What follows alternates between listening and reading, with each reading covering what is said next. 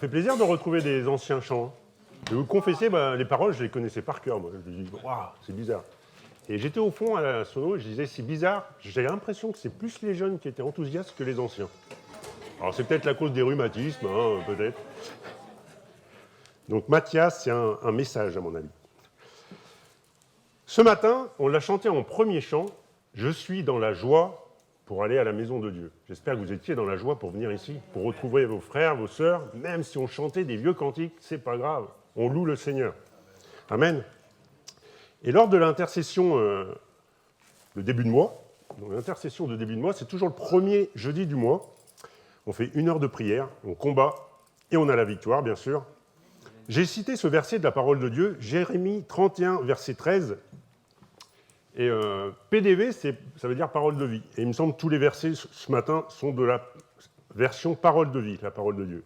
Jérémie 31, verset 13. Alors les jeunes filles danseront de joie, jeunes et vieux se réjouiront ensemble. C'est beau, hein? C'est beau. Là, c'est ce qu'on a fait ce matin. Et depuis, j'ai ce verset qui me revient en boucle, je crois que le pasteur Mathieu Géraud l'a cité hier pendant le repas des anciens, et me revient en boucle, et je me suis posé cette question. Comment une personne de 80 ans, je ne vais pas dire balai, 80 ans, et une personne de 20 ans, puis peuvent se réjouir ensemble? 80 ans, c'est l'ancienne génération, voire même plus. C'était quoi? C'était mots croisés. Oui, mots croisés, papy, c'est mots croisés. Et puis les 20 ans, c'est téléphone, jeu à fond. Comment ils peuvent se réjouir ensemble? Elles n'ont pas les mêmes envies. Elles n'ont pas non plus les mêmes besoins. Il y en a un qui a besoin d'une canne, l'autre, il a toute la force dans les jambes. Elles n'ont pas besoin elles n'ont pas, le même rythme de vie. Je pense les retraités, même s'ils sont débordés, les retraités sont toujours débordés. Ils sont débordés, mais ceux qui travaillent, ceux qui ont un planning surbooké, ce n'est pas le même rythme. Elles n'ont pas non plus les mêmes emplois du temps. Nous, il faut qu'on aille travailler, il faut qu'on aille emmener les gamins à l'activité sportive. Entre deux, il faut aller laver la voiture. Que les anciens, ils font quoi? Ils sont chez eux ou chez le médecin. Mes parents, pendant un moment, c'était ça. Tiens, demain, je vais chez le médecin, ok. Et après-demain, je vais chez le spécialiste. Parce que le médecin lui a dit d'aller chez le spécialiste. Mais ça doit être super... Les pauvres. On met aujourd'hui, c'est l'honneur des anciens. Donc... Alors j'ai cherché que signifie se réjouir. Parce que des fois, on emploie des mots simples et on ne sait pas. C'est marqué « chercher à exprimer sa joie » et son plaisir en l'extériorisant le plus souvent par la parole, mais aussi par un comportement s'accompagnant de gestes. Il s'agit principalement de communiquer vers son entourage son bien-être.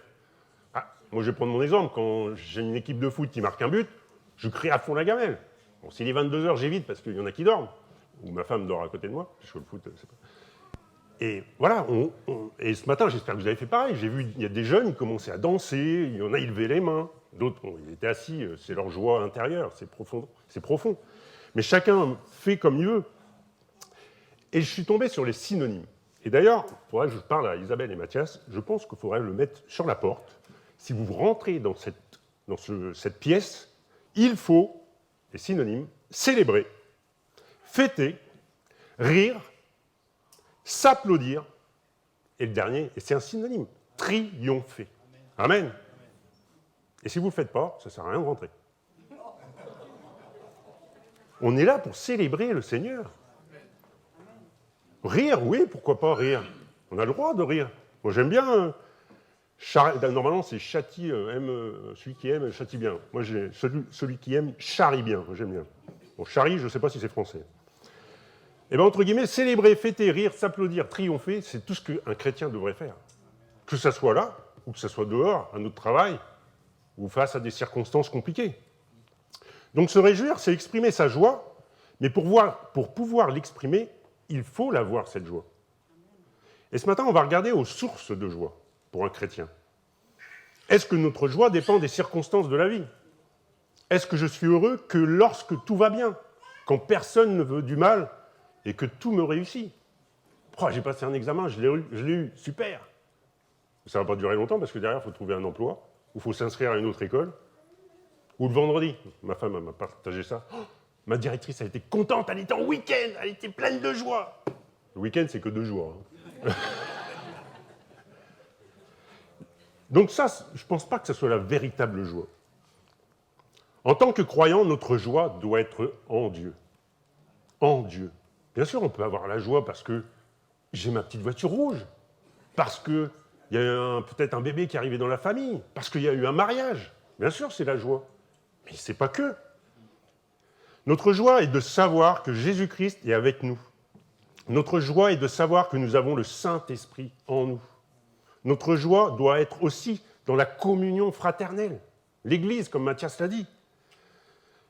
Et on en parlait la semaine dernière, après le baptême, le dimanche, on disait, mais les gens, ils étaient heureux d'être au baptême de cette personne. Heureux. Prendre un dimanche après-midi, rater le rôti, rater 7 à 8 ou je ne sais plus quoi.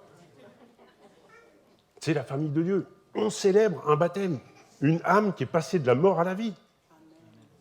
Pour pouvoir se réjouir ensemble, alors que tout nous oppose, alors que nous sommes différents. Hein. Moi, je ne suis pas pareil que Jean Pétro. Hein. Jean Pétro, il me dit toujours « Oh, qu'est-ce que t'es grand !»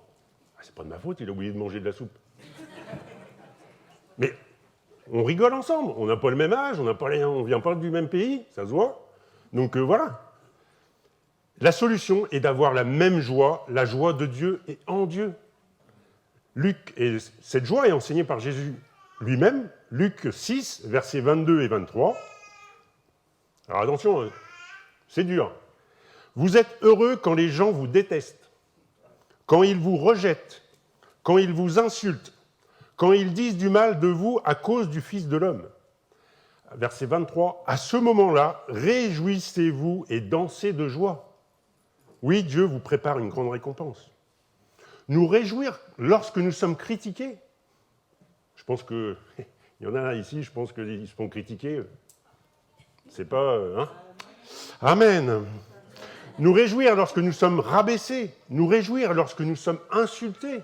Ou peut-être qu'on y critique Dieu. Et oui, c'est ce que Jésus nous enseigne. Mais pourquoi ? C'est verset 22. C'est à cause du Fils de l'homme. C'est à cause de Jésus. Si nous sommes attaqués, c'est parce que nous restons fidèles à Christ, à ses enseignements. Et cela montre notre communion avec lui. Si vous n'êtes pas attaqué, posez-vous des questions. Il y a un problème. Alors, la première source de joie, la joie vient de notre foi en Jésus-Christ. Avoir constamment Jésus, Seigneur des Seigneurs, dans notre vie, au centre de notre vie, hein, je vous rappelle, en premier, le regard fixé sur lui, ne jamais douter de sa puissance et se rappeler ses promesses qu'il tient. Dieu tient toutes ses promesses. En son temps, des fois, il faut attendre. Nous permet de nous réjouir en lui et avec lui.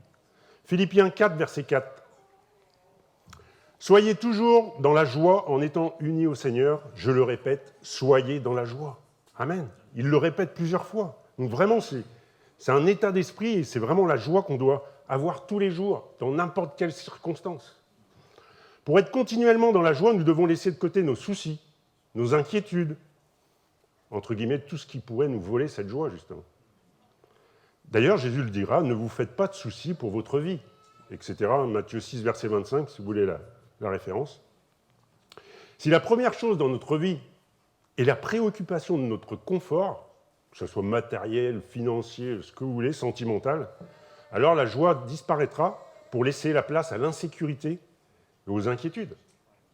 Hein, vous savez, le petit vélo, là, quand il se met à tourner, si le vélo il tourne, vous n'allez pas dans la joie. Hein. Souvent, le pire, c'est quand il tourne la nuit. Oh, la galère. Vous pouvez pédaler, mais vous ne voyez jamais la ligne d'arrivée. Nos inquiétudes démontrent notre difficulté à faire confiance en Dieu. Oui, si vous vous inquiétez, c'est que vous n'avez pas confiance en Dieu. Vous doutez que Dieu a tout entre les mains. Nos inquiétudes montrent notre manque de foi. Et si notre foi diminue en Jésus, alors notre joie aussi diminuera. De plus, si nous regardons aux circonstances, aux personnes, des fois on croise des personnes, si j'avais pu éviter son regard, je serais encore vivant. Aux événements qui surviennent, à la télé, BFM, etc., nous perdrons de vue Dieu et ainsi nous perdrons la joie que Dieu peut et veut nous donner. c'est sûr que si vous regardez au monde, aux circonstances, ça ne me donne pas envie de rigoler. Nous croyons au sacrifice de Jésus-Christ pour nos péchés. Vous le croyez? Nous croyons à sa résurrection. La plupart ont reconnu Jésus comme sauveur et Seigneur de notre vie. Donc nous sommes sauvés. Une autre source de joie. Le salut. Nous devons être joyeux parce que nous sommes sauvés et parce que nous avons la vie éternelle. Ésaïe 61, verset 10. Je déborde de joie à cause du Seigneur. Mon cœur se réjouit à cause de mon Dieu. Oui, il me sauve et me couvre de son salut. Amen. Nous savons, après la mort, où nous allons. Je suis désolé, honneur aux anciens, on en parle. Il y en a qui sont plus proches de la mort que d'autres. Mais vous savez où vous allez.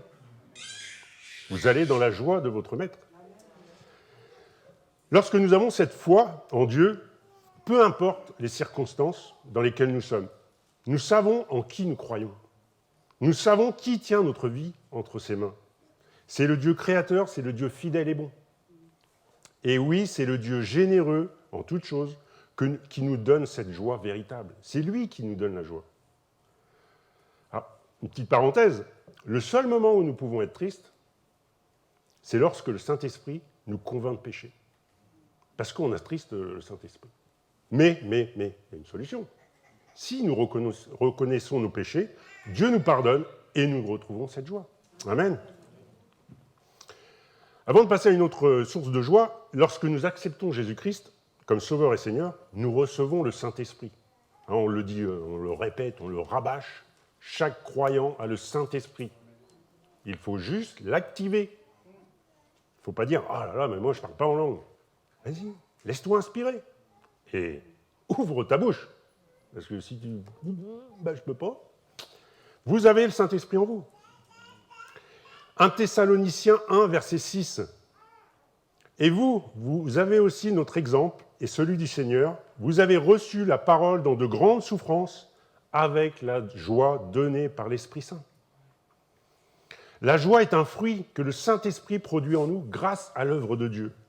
Malgré les circonstances que nous pouvons rencontrer, il est important de demeurer dans la joie et malgré peut-être les répercussions des fois qu'on peut avoir physiquement, la joie est vitale. La joie divine est vitale, je précise bien. Les croyants de l'Église primitive vivaient quotidiennement dans la joie. Pourquoi ? À la Pentecôte, ils ont été remplis de le Saint-Esprit. Et même, ils ont été, entre guillemets, insultés d'être ivres. Je l'ai relu, je ne sais plus, ce matin ou hier matin. La joie fait partie de notre vie si nous restons sensibles au Saint-Esprit. Là, je parle de la joie, mais nous devons rester sensibles au Saint-Esprit tout le temps, pour chaque décision, pour chaque choix que nous avons à faire. C'est le Saint-Esprit qui doit nous guider.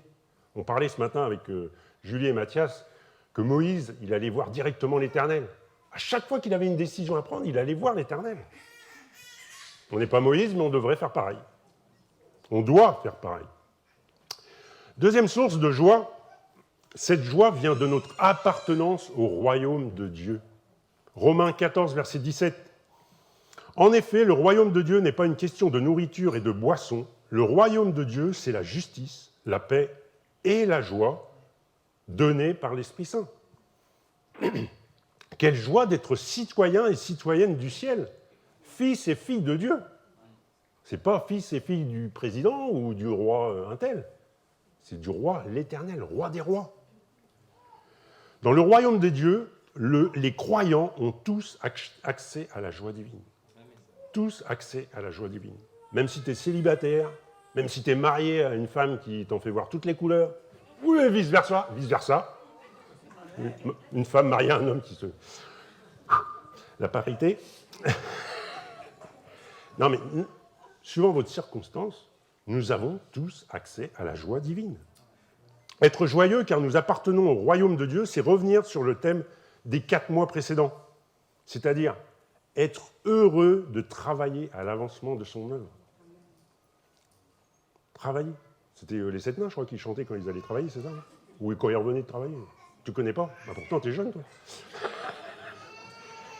Comment ? Il me semblait qu'il chantait, mais bon, c'est pas grave. Nous travaillons pas en vain et pas pour n'importe quel roi. Nous travaillons pour Dieu, pour son œuvre. Comme je l'ai dit, c'est une joie de voir une âme passer de la mort à la vie, non ? 1, 2, 3, 10, 1000. Cette joie doit se caractériser par un zèle pour les affaires du royaume de Dieu. Si nous nous occupons des affaires du Seigneur, le Seigneur s'occupera des nôtres, et sûrement mieux que nous. Nous sommes la lumière du monde et la lumière doit continuer de briller. Les gens doivent toujours voir Dieu dans nos attitudes et nos paroles. C'est cela, faire partie du royaume de Dieu. Le royaume de Dieu, c'est quoi aussi ? C'est la famille de Dieu. C'est la famille de Dieu.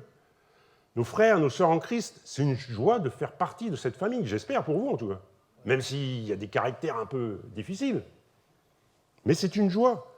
La joie doit aussi s'expérimenter par et dans la communion fraternelle. Nous avons besoin d'amis avec lesquels nous pouvons partager nos joies et nos peines. Je vais revenir sur mon expérience.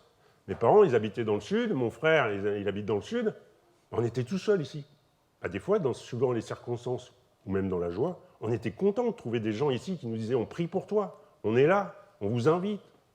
Ou on vous évite aussi, bien sûr. Je ne citerai pas de nom. Et voilà, c'est la famille de Dieu, elle est là pour ça. Des fois, je dis « mais non, moi j'ai mon beau-frère à côté de moi. Si j'ai un problème spirituel, je ne vais pas aller le voir. Je vais aller voir plutôt Mathias, un pasteur, un ancien. Et c'est ça, la famille de Dieu.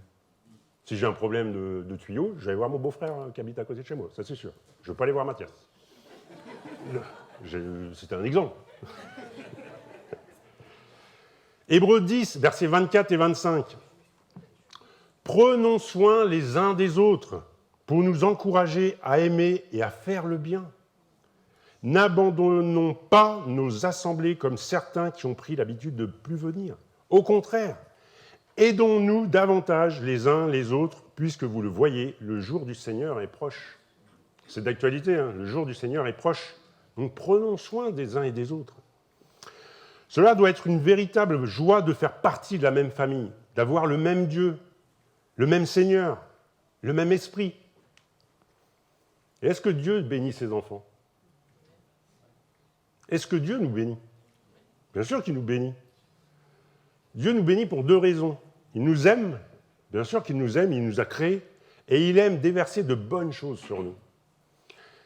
Mais Dieu veut faire de nous une bénédiction abondante pour les autres qui sont dans le besoin. Il nous bénit abondamment pour que nous puissions être abondamment généreux pour ceux qui nous entourent. C'est le thème de ce mois, peut-être plus, de ces 2 mois. Être généreux, si nous avons la joie, si nous débordons de joie, soyons généreux vers le frère peut-être qui passe par un moment difficile et qui a la tête baissée. Encourageons-le, bénissons-le. Il veut que nous ayons assez pour nous-mêmes et pour bénir les autres qui en ont besoin. 2 Corinthiens 9, verset 8. Dieu a le pouvoir de vous donner en abondance toutes sortes de bienfaits.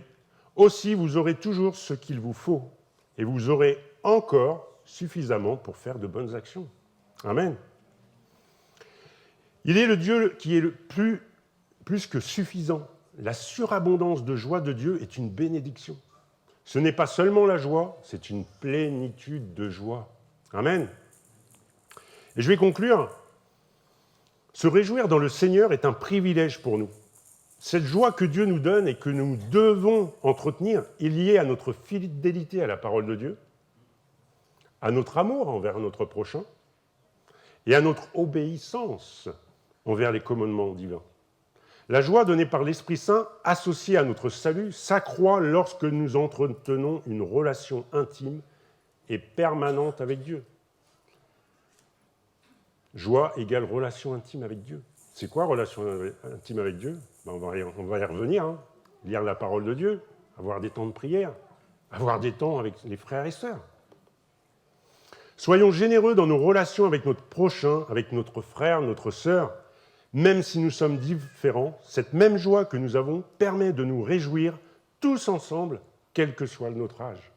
Et je finirai par un verset, Romains 15, verset 13. Que Dieu, qui donne l'espérance, vous remplisse de paix et de joie à cause de votre foi. Alors, vous serez plein d'espérance par la puissance de l'Esprit Saint. Amen. Soyez bénis. Juste avant de laisser la place à Isabelle, prenons un temps de prière, que vraiment la joie vous accompagne. Mais à travers cette joie, c'est la relation intime avec Dieu qui privilégie toute chose. Seigneur, merci encore, Père, pour ta parole. Seigneur, merci, Père, encore, Seigneur, c'est vrai, pour la joie que tu nous accordes, que nous avons en nous, parce que nous avons le Saint-Esprit en nous. Mais nous voulons vraiment, Seigneur, consolider cette relation intime avec toi, relation continuelle avec toi, Seigneur, parce que c'est toi qui nous tiens dans ta main, parce que c'est toi qui conduis toutes choses pour que ton œuvre avance ici-bas. Et nous voulons vraiment travailler à ton œuvre entre frères et sœurs, unis dans le Seigneur, unis dans l'Esprit. Que ton nom soit glorifié, béni. Amen. Je laisse la place à Isabelle. Bonjour à tous, est-ce que vous m'entendez bien ? Parfait. Donc ce matin, j'ai plaisir à vous dévoiler une petite surprise qu'avec les pasteurs, nous vous avons préparée. Vous voyez, c'est en train de se mettre en place. Donc ce matin, j'ai le privilège d'interviewer 3 anciens, 3 aînés, 3 papiers et mamies. Donc mes complices, le temps de leur laisser le temps de venir s'installer sur leur beau siège. Donc j'invite ma sœur Arlette. Je vais inviter aussi Yvon et Nicole à nous rejoindre. Donc le temps qu'ils s'installent tranquillement. On a aussi une autre petite surprise. Le pasteur William, comme régulièrement, rend visite aux anciens qui n'ont plus la possibilité de venir dans l'assemblée, donc qui sont toujours membres. Et bien, en fait, il les a pris en photo pour que vous puissiez les revoir. Donc on a le pasteur René Joutet, nous avons Jeanne et Sylvette, nous avons François Dessalles et Gilbert Chenel qui ont pu assister hier au repas des anciens. Et puis nous avons également notre frère Claude Louvel. Donc voilà, ça fait plaisir de revoir leur visage. Ouais, ça marche, on y va. Là, on s'installe. Arlette, très bien. Ouais. Mamie Nicole ici et puis au milieu.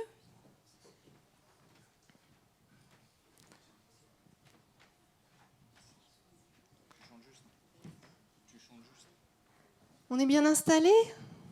Bon, vous pouvez les encourager parce qu'il y a un peu le stress qui monte.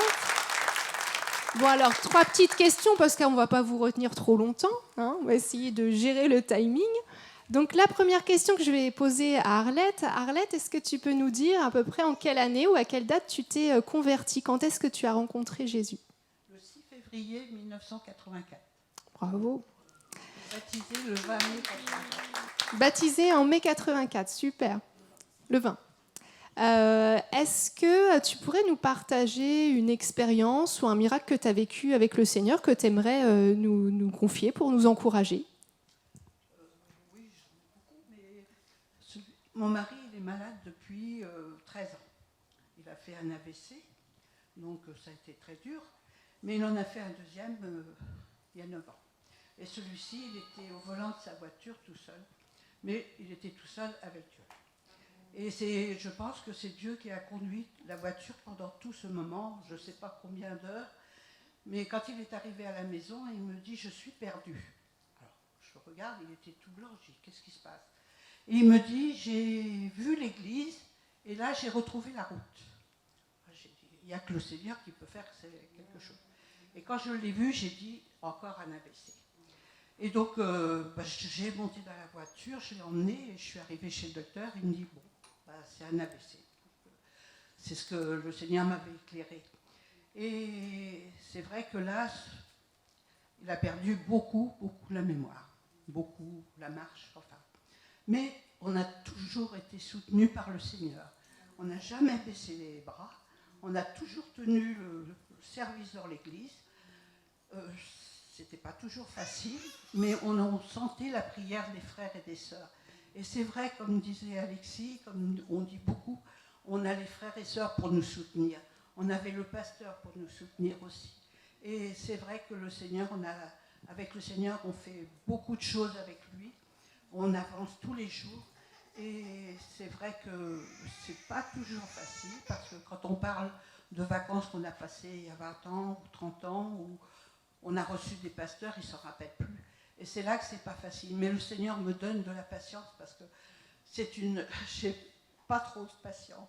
Mais je vois que le Seigneur m'a donné de la patience depuis quelques années. Là. Et vraiment, je remercie le Seigneur parce que depuis 13 ans, je vois qu'on avance malgré les épreuves. Mais les épreuves nous aident à avancer avec le Seigneur pour aller jusqu'au bout. Voilà. Merci, Arlette. Merci beaucoup.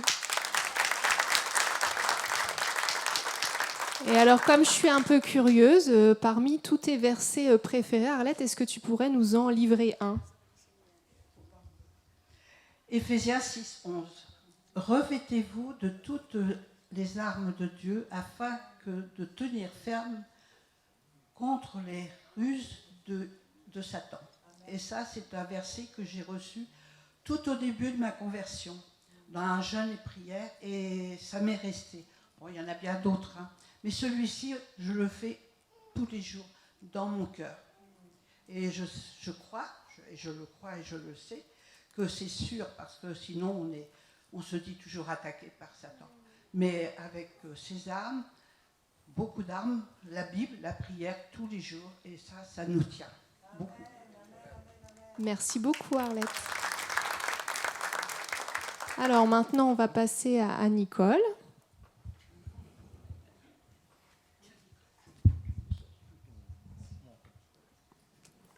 Bon alors, Nicole, même question, il n'y a pas de piège. Est-ce que tu peux nous dire en quelle année ou la date de ta conversion ? Le 26 avril 1981.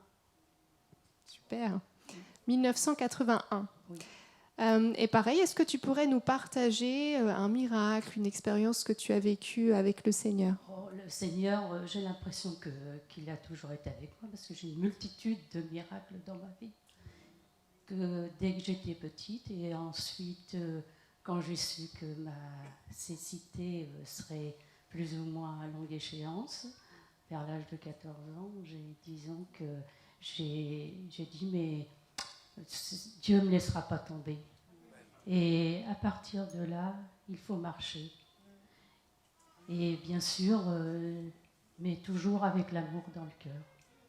Et disons que j'ai rencontré Yvon, qui lui de son côté avait peut-être des problèmes, mais qui était tout jeune aussi. Et moi, me marier sans être aimante, c'était difficile. Et disons que là, vraiment, le Seigneur m'a montré que c'était lui. Et vraiment, disons que nous sommes mariés il y a 56 ans presque. Et donc, à partir de là, nous avons eu un bel enfant que vous connaissez.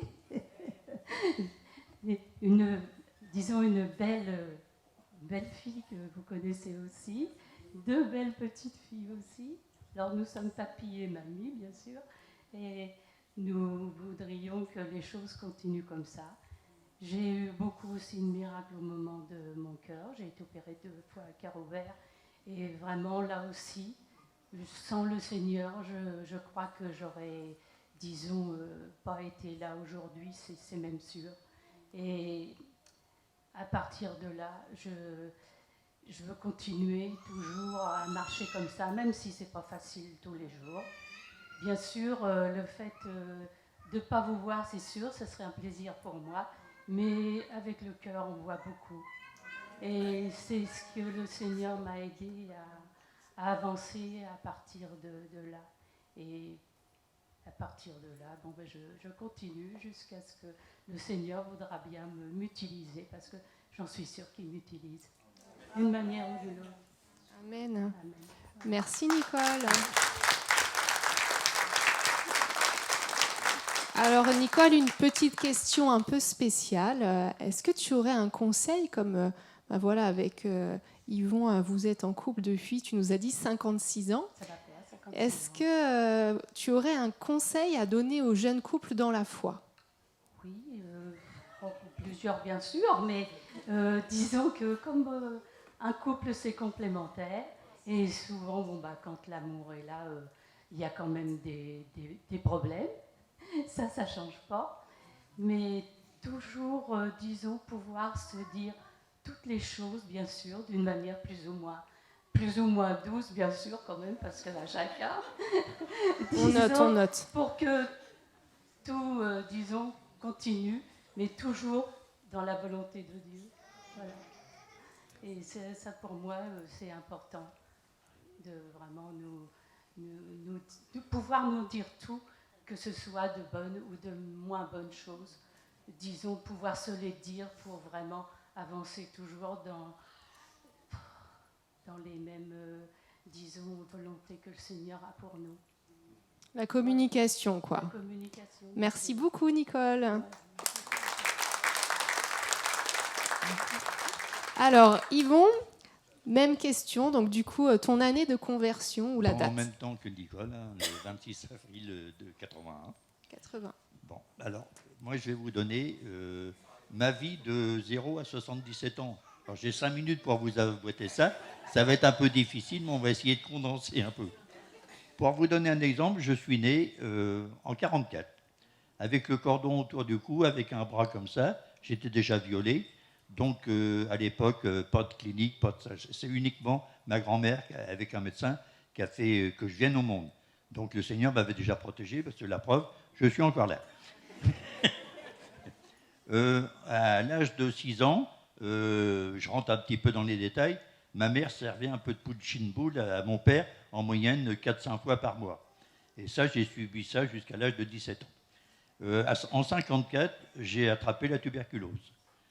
10 mois après, j'ai été guéri. Après, je suis arrivé où j'ai, par ma faute, loupé une année de centre d'apprentissage. Ça, c'est de ma faute à moi. Et le fait que ça, au lieu de faire 3 ans, j'ai fait 4 ans.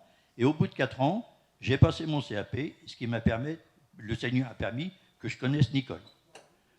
Donc, par des choses, alors je me dis toujours, il y a toujours quelque chose qui reste derrière. Donc, j'ai connu Nicole en 62. On s'est mariés en 66. En 68, le Seigneur a permis qu'on ait Fabrice. Et normalement, on ne devait pas avoir d'enfant du tout, vu la maladie à Nicole, qui était, entre parenthèses, héréditaire. Le Seigneur a fait qu'on a pu avoir Fabrice sans problème.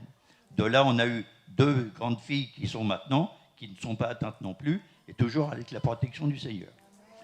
À partir de là, j'ai eu aussi, Nicole, les opérations 80, 88, opération du cœur.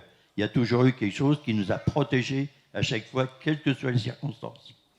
Après, on a eu, en 73, je reviens un petit peu en arrière, j'ai changé de métier. J'ai acheté un terrain sans argent, un soir. Je suis rentré, j'ai dit à Nicole, tiens, je t'ai acheté un terrain. Elle me dit, t'es malade, on n'a pas d'argent. Et une fois que ça a été fait, le Seigneur a guidé les choses. On avait ramassé un petit peu d'argent et le maire de la commune nous a donné 4 ans pour pouvoir passer au notaire, acheter le terrain. Et après, on a fait construire la maison. On est parti avec très peu de crédit, uniquement la préfecture et le crédit foncier. Et on est parti où je suis tombé sur des artisans qui ne le feraient plus maintenant. On montait la maison au prix d'un préfabriqué à l'époque, une maison en dur. Et là, le Seigneur a pourvu à chaque fois. Et j'avais mon dernier entrepreneur, comme c'est nous qui le payons, qui venait me voir tous les, en gros, 3-4 mois, en me disant, Yvon, peux-tu me donner un peu d'argent? S'il me disait, si tu n'en as pas, c'est pas grave, je vais m'arranger. Maintenant, c'est impossible, il ne faut pas rêver, vous n'aurez pas ce genre de truc. Donc, il y a eu ça. Et ce qui fait que notre maison et notre terrain, le Seigneur a pourvu au moment où on a eu besoin. Et après, on a subi d'autres choses, mais à chaque fois, il y a eu le Seigneur. Quand je me suis fait couper les doigts la première fois, ça m'est arrivé le 12 mai, et je déménageais le 21. La maison n'était pas finie, l'électricité n'est pas finie, moquette pas posée, porte pas mise en jeu, mais tout s'est fait à la demande, gentiment, parce qu'il y a des âmes charitables qui sont venues, de la part du Seigneur, nous donner un coup de main. Voilà, tout ça, ça s'est fait dans l'engagement.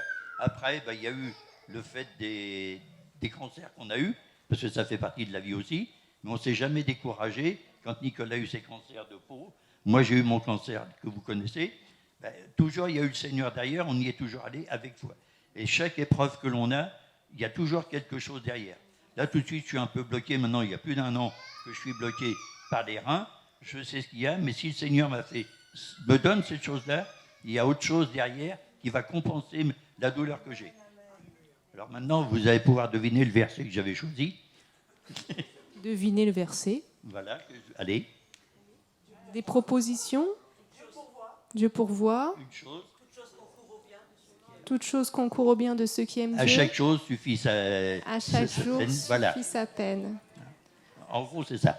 Super, merci pour ces retours d'expérience qui nous encouragent. Eh ben, on peut encore les applaudir et merci à tous les trois.